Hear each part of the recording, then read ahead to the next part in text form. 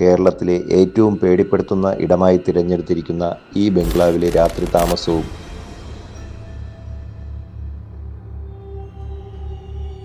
ദുരൂഹ സാഹചര്യത്തിൽ കൊല്ലപ്പെട്ട മദാമക്കുട്ടിയുടെ ആത്മാവ് ഇവിടെ ഉണ്ടെന്നും രാത്രിയിൽ ജനൽ വഴി നോക്കിയാൽ ഈ രൂപം കാണാൻ കഴിയുമെന്നും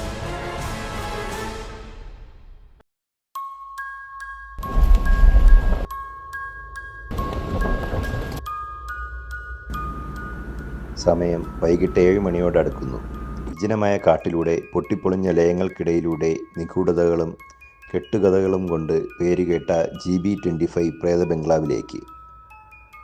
തിരുവനന്തപുരം ജില്ലയിലെ വിതുരയ്ക്കടുത്തായി അഗസ്ത്യ മലനിരകളുടെ താഴെയായി സ്ഥിതി ചെയ്യുന്ന സ്ഥലമാണ് ബോണക്കാട്.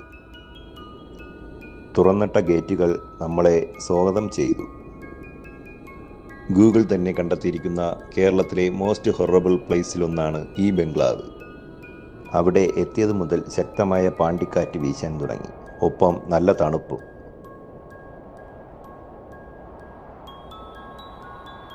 മുൻപ് പലതവണ ഇവിടെ വന്നിട്ടുണ്ടെങ്കിലും ഇവിടുത്തെ രാത്രി താമസം ഇത് ആദ്യമാണ്.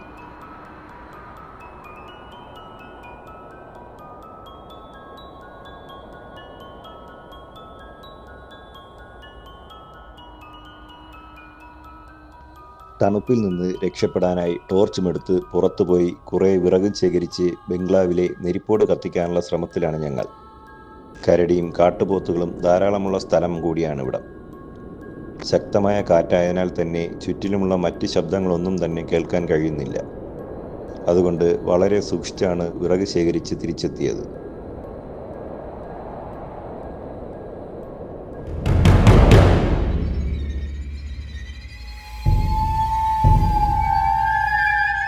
അങ്ങനെ നെരിപ്പോട് കത്തിച്ച് ഇരുന്നപ്പോഴാണ് പ്രേതത്തിൻ്റെ കഥ ഓർമ്മ വന്നത്. ഞങ്ങൾ ഈ നിൽക്കുന്നതാണ് മഹാവീർ പ്ലാന്റേഷൻ്റെ കെട്ടിടം. ബ്രിട്ടീഷ് കാലത്തെ ഓർമ്മപ്പെടുത്തലുകൾ ഈ ബംഗ്ലാവിൻ്റെ നിർമ്മിതിയിലും കാണാം.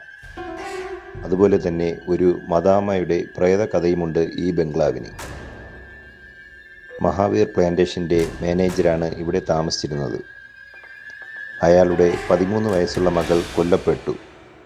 തുടർന്ന് എസ്റ്റേറ്റ് മാനേജരും കുടുംബവും ഇവിടം വിട്ട് ലണ്ടനിലേക്ക് മടങ്ങിപ്പോയി. പക്ഷേ ദുരൂഹ സാഹചര്യത്തിൽ കൊല്ലപ്പെട്ട മദാമക്കുട്ടിയുടെ ആത്മാവ് ഇവിടെ ഉണ്ടെന്നും രാത്രിയിൽ ഇവിടെ എത്തുന്നവരെ ആക്രമിക്കുമാണെന്നൊക്കെയാണ് കഥകൾ. രാത്രിയിൽ ജനൽ വഴി നോക്കിയാൽ ഈ രൂപം കാണാൻ കഴിയുമെന്നൊക്കെയാണ് പ്രചരിക്കുന്നത്. അത്തരത്തിലുള്ള ശബ്ദങ്ങൾ രാത്രിയിൽ ഇവിടെ നിന്നും കേൾക്കുന്നതായും പറയപ്പെടുന്നു. എന്നാൽ ഈ പറയുന്ന കാര്യങ്ങൾ എന്തെങ്കിലും വാസ്തവമുണ്ടോ എന്ന് ചോദിച്ചാൽ ഒന്നുമില്ല എന്നാണ് എൻ്റെ ഉത്തരം. എനിക്കിവിടെ രാത്രിയിലെ പ്രത്യേകതയായി തോന്നിയത് നെരിപ്പോട് കത്തിച്ച് കുറച്ചു കഴിഞ്ഞ് പുറത്തിറങ്ങി നോക്കിയപ്പോൾ തീ കത്തിക്കാത്ത 2 റൂമുകളിലും തീയുടെ പ്രകാശം നല്ല രീതിയിൽ തന്നെ കാണാം. അതുപോലെ ശക്തമായ കാറ്റാണ്. പുറത്തുള്ളതുപോലെ തന്നെ അകത്തെ എല്ലാ റൂമുകളിലും കാറ്റിൻ്റെ സഞ്ചാരവുമുണ്ട്. പുറത്തെ കാഴ്ച ഏത് മുറിയിൽ നിന്ന് നോക്കിയാലും കിട്ടും. ഈ ബംഗ്ലാവിൻ്റെ ഓരോ നിർമ്മാണവും അതീവ ശ്രദ്ധ പുലർത്തി ചെയ്തതിൻ്റെ ഉദാഹരണങ്ങളാണ് ഈ കാണുന്നതൊക്കെ.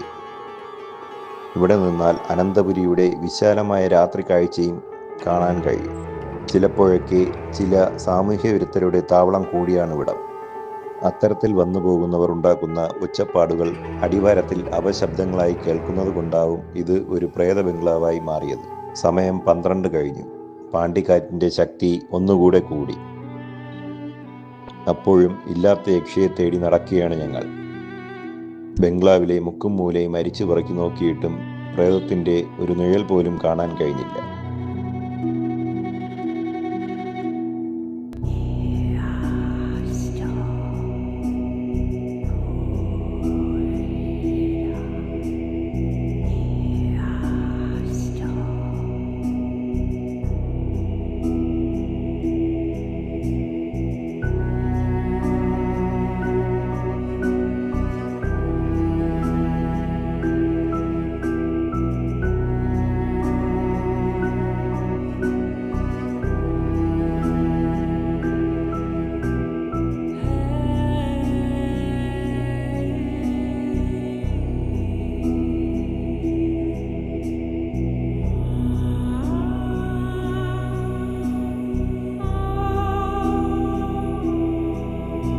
ഒടുവിൽ നേരം പുലർച്ചയായി തുടങ്ങി.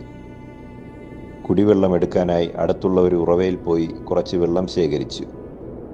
അപ്പോഴും കാറ്റിൻ്റെ ശക്തി ഒട്ടും തന്നെ കുറഞ്ഞിട്ടില്ല. രാവിലെ ബംഗ്ലാവിൻ്റെ മുന്നിലിരുന്നാൽ അഗസ്ത്യൻ്റെ സൗന്ദര്യം അടുത്ത് ആസ്വദിക്കാൻ കഴിയും. താഴെയായി പേപ്പാറ റിസർവോയറിൻ്റെ കാഴ്ചയും കാണാം. രാവിലെ ബംഗ്ലാവിൻ്റെ ചുറ്റിലും കുറച്ച് കറങ്ങി നടന്നു. പ്രേതത്തിനെയോ കിട്ടിയില്ല. വല്ല കാട്ടുപോത്തിനെയോ കരടിയോ കിട്ടുമെന്ന പ്രതീക്ഷയിലാണ് നടന്നത്. പക്ഷേ നിരാശയായിരുന്നു ഫലം. ഒന്നിനെയും തന്നെ കണ്ടില്ല.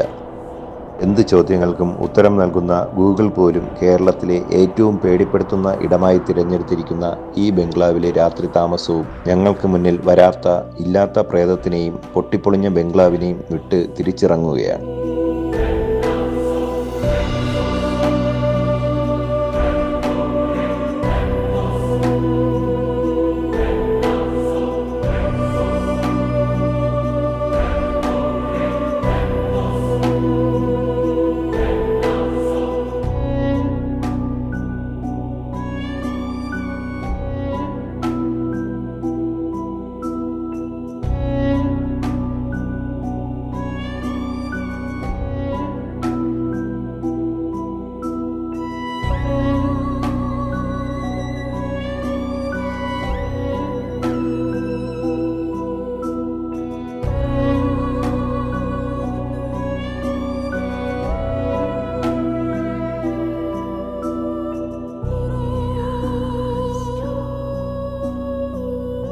ശക്തമായ കാറ്റിൽ വഴിയിൽ ധാരാളം മരങ്ങൾ മാർഗതടസ്സം സൃഷ്ടിച്ചു കിടപ്പുണ്ട്.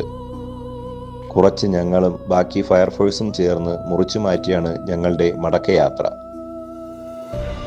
കാടിൻ്റെ വന്യമായ കാഴ്ചകളും വിശേഷങ്ങളുമായി എത്തുന്നതുവരെ എല്ലാ കൂട്ടുകാർക്കും നല്ലൊരു ദിനം ആശംസിക്കുന്നു.